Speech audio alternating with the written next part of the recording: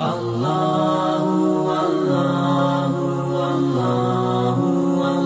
ইকবাল বলেছেন, अल्फाज़ मानी में तफ़ावुत नहीं, लेकिन मुल्ला की अज़ा और है मुजाहिद की अज़ा और, परवाज़ है दोनों की उसी एक फ़ज़ा में, करगस का जहा और है शाही का जहा और।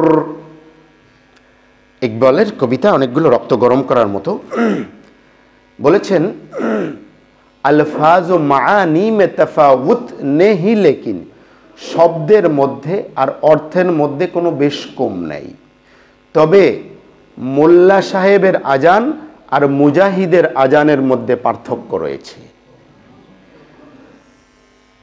আলফাজ ও মাআনি, মোল্লা মানে নিয়মিত মসজিদ থেকে যে আজানটা যায়, আজান দেওয়া হয়, আজানের মধ্যে যে তাকবীর আছে, যেই ধ্বনি আছে, যে শাহাদাত রয়েছে, এটার মধ্যে আর আল্লাহর রাস্তার মুজাহিদ যিনি জিহাদের ময়দানে দাঁড়িয়ে আল্লাহু আকবার বলছেন আর একজন মসজিদের মিনারা থেকে আল্লাহু আকবার বলছেন, শব্দের মধ্যে অর্থের মধ্যে কোনো বেশ কম নেই।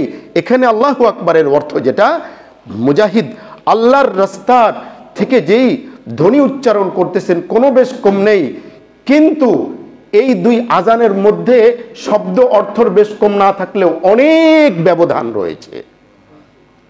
একজন মুজাহিদ যখন একেবারে শত্রুর বুলেটের সামনে দাঁড়িয়ে আল্লাহু আকবার বলে, সে যেন দুই চোখ দিয়ে আল্লাহকে দেখে, সে দুই চোখ দিয়ে আল্লাহর নুসরত এবং সাহায্যকে সে প্রত্যক্ষ করে, যেটা মসজিদ থেকে আমরা যার আজান দিই সেটা দেখি না। এর পরের মিসরা কি ছিল?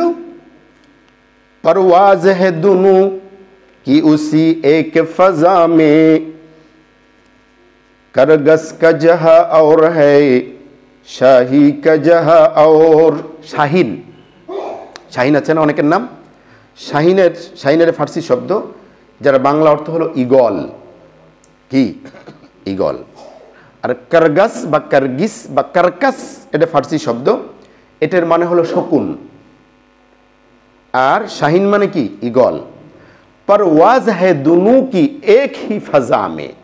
দেখেন তিনি বলতেছেন परवाज़ है दोनों, উভয়টা একই শূন্যের উপর দিয়ে উড়ে যায়।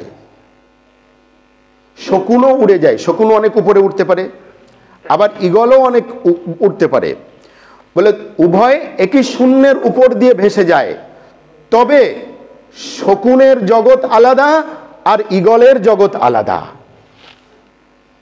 মানে এই কথা কেন বললেন? যে ঈগল আরবিতে মানে ফার্সিতে ঈগল বা শাহিন, তার একটা অন্যতম বৈশিষ্ট্য হলো খোদ্দার, তার অত্যন্ত আত্মমর্যাদা সম্পন্ন একটি পাখি। এই জন্য মানুষের বরত্ব বা উঁচু বা বলন্দি বোঝানোর জন্য ঈগলের সাথে তুলনা করা হয়, বলে ঈগল।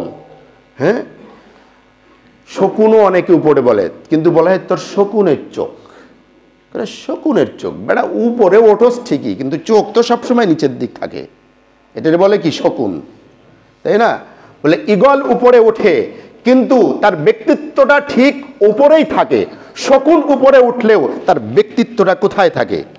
নিচের দিকে থাকে। নিকৃষ্ট মরা জিনিসের মধ্যেই কি তার চোখ নিবদ্ধ থাকে।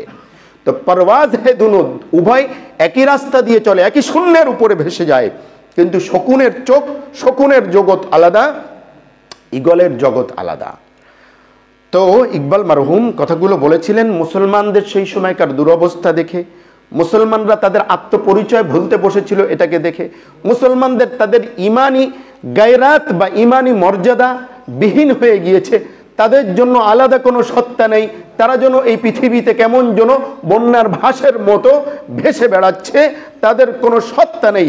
এই আত্মসত্তাকে মজবুত করার জন্য এই কথাটা বলেছিল। আল্লাহ।